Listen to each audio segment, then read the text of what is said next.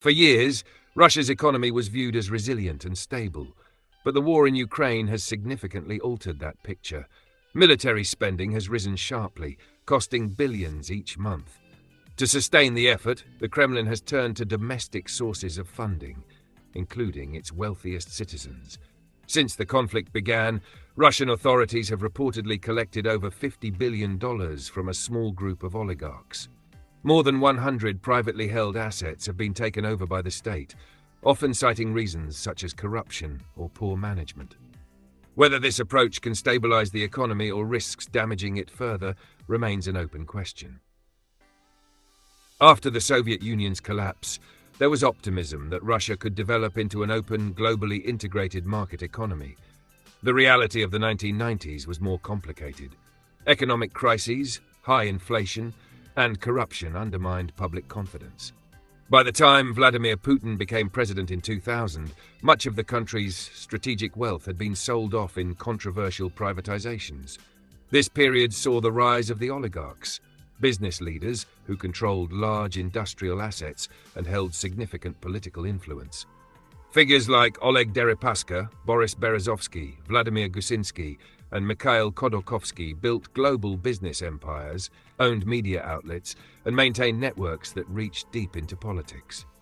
Putin's early message was clear: the state would reassert its authority.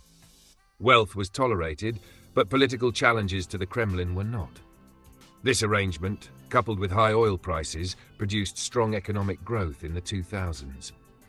Over time, the relationship between the Kremlin and some oligarchs became strained. The Yukos case in 2003 marked a turning point.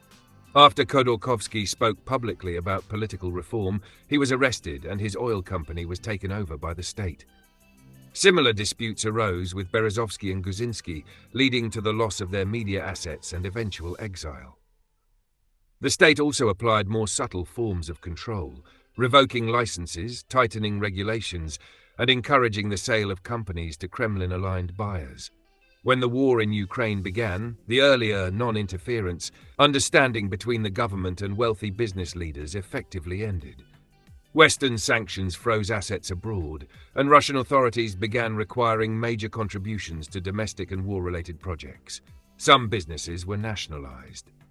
High-profile examples include Oleg Deripaska, whose assets have been repurposed for defense production, and Roman Abramovich, who sold Chelsea FC under sanctions and repatriated his wealth.